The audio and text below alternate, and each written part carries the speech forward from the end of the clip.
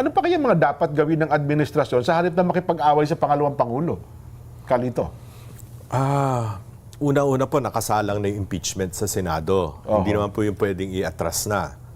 So, for the next several months, ang drama, political drama, ay nandoon nakatuon sa Senado, doon po sa impeachment trial. Pero sabi yung balita, di ba, ang balita kahapon, ang salita ni Yusek Claire Castro, hindi naman daw sinusulong ni Pangulong Bongbong yun. Hindi naman daw sinusulong. Lahat naman ang sinabi nun, kabaliktaran. Hindi naman daw sinusulong ni Pangulong impeachment, Kalito eh. Kuminsan po, nagtataka ako kung yung sinasabi niya, sinasangguni muna siya sa kanyang ang boss, sa Pangulo, o sarili lamang niyang opinion yun, na pinapalabas niyang opinion ng presidente. Ay, maganda ho nabanggit niyo yan. Kasi matagal din namin ito sinasabi. At first day pa lang ni Claire Castro, sinabi na namin ito eh. Na hindi maganda na ang tagapagsalita ng Malacanang naging parang attack dog. Diba? Parang kasing bumaba yung level eh. Total, marami na kayong na-advise na presidente sa paglagay po ninyo.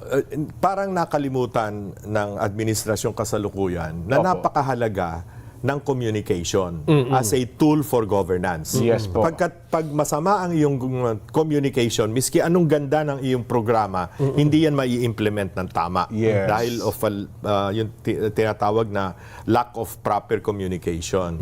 Kaya po ako yung nagtatakan. Unang-una, kilala ko rin naman po yung iba dyan. Sa loob ng wala pang 3 taon, naka-4 na press secretary. Ayun nga. Yes po, tama. Tapos ang alam ko po, hindi naman designated na officially presidential spokesperson si Yusek Claire Castro. Press officer. Parang pinresinta niya sarili niya dahil araw-araw nasa press conference, no? Parang de facto, pero hindi de jure, hindi legally appointed as Yun po malaking pagkukulang. Hindi ko po maintindihan. Miski po sa mga ibang political analysts, nagtataka bakit yun na nga, ganon. Ang communications parang malaking diferensya. Pangalawa, walang political officer. Ano po, gaya nga nasabi mo, Jen, kanina. Ngayon lang ako nakalaman walang presidential political advisor. Parang may kakulangan sa loob ng palasyo. Hindi ko po alam kung bakit.